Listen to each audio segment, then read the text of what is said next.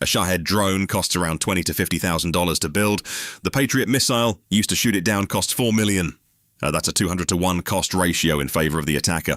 And if the drone is heading toward critical infrastructure, you have to shoot every single time. This is what defense analysts call the shot exchange problem. The economic imbalance is extreme. Defenders spend vastly more per intercept than attackers spend per munition. It creates an unsustainable asymmetry that bleeds stockpiles while the other side just keeps building more drones. But here's the thing. The economics actually do make sense in many cases. You weigh the cost of the interceptor against the cost of not shooting. If that $4 million missile is protecting a $1 billion power plant or a fuel depot, the math works. The problem isn't whether individual intercepts are justified, the problem is scale and sustainability. Drones can be manufactured by dozens or hundreds each day.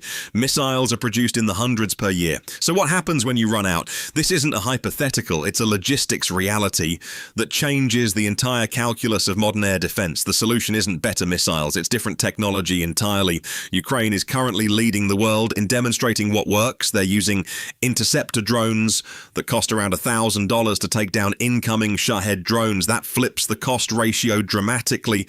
Instead of 200 to 1 against you, it's now 20 to 1 in your favor. Directed energy weapons are the other major shift. Systems like Dragonfire use lasers that cost only a few dollars per shot. More importantly, they never run out of ammunition as long as the power grid stays up. That solves the magazine depth problem that plagues traditional missile systems. Many experts suggest that modern air defense will evolve into a layered mix. Use the cheap solutions for cheap threats. Reserve the expensive interceptors for high-value targets like ballistic missiles or aircraft. The community generally holds that legacy systems like Patriot aren't going away immediately, but their role is shrinking fast. Ukraine has also been developing what's called Sting technology, which appears to be more cost-effective for drone defense specifically. The broader pattern is clear. The countries actually fighting drone wars right now are abandoning the old model because they have to.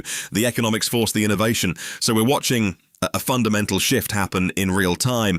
Air defense is becoming less about million-dollar missiles and more about directed energy and counter-drone swarms. The question is whether military procurement can adapt fast enough. What do you think gets phased out first, the Patriots or the doctrine that relies on them?